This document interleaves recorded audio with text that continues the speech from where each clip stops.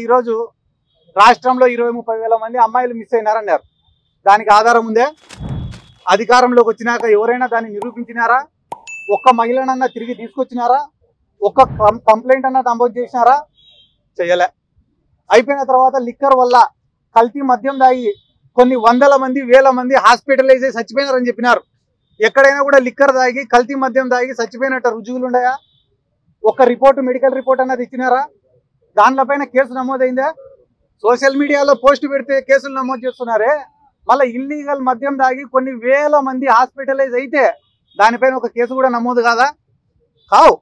ఎందుకంటే అధికారంలోకి రావడానికి, సీఎం కుర్చీలో కూర్చునేదానికి మాత్రమే ఈ ఆరోపణలు అనేటివి పనికొస్తాయి. దానికి బెస్ట్ ఉదాహరణ ఏమరా అంటే మా జిల్లాలో ప్రీతిబాయ్ అనే అమ్మాయి, ఆ అమ్మాయి చావుని రాజకీయంగా వాడుకున్నారు.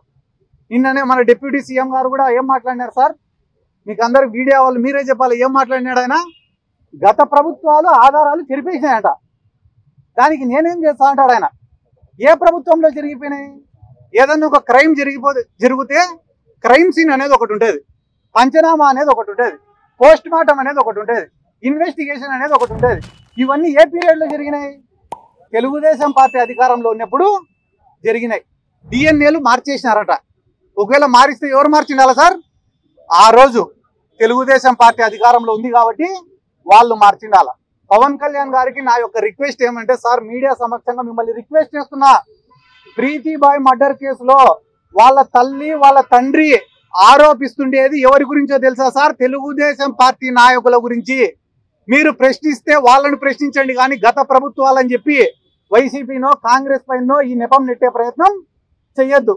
లేదా ఓపెన్ గా నేను చంద్రబాబు నాయుడికి సరెండర్ అయినా కాబట్టి నేను ప్రశ్నించలేననేదన్నా చెప్పేస్తే మేమన్నా కొంచెం ఈ రాష్ట్రంలో సంతోషంగా ఉంటామని చెప్పి ఈ సందర్భంగా నేను తెలియజేసుకుంటూ, ఈరోజు రాజమండ్రికి రావడానికి ముఖ్యమైన కారణం మా మిథున్ రెడ్డి గారు ఆర్థికంగా కానీ, ఆపదలో ఉన్న వాళ్ళకు కానీ, వ్యక్తిగతంగా కానీ, ఉద్యోగాలు ఇచ్చే విషయంలో కానీ, పొలిటికల్గా కానీ కొన్ని వందల మందికి వేల మందికి సహాయపడినారు, ఉపయోగపడినారు.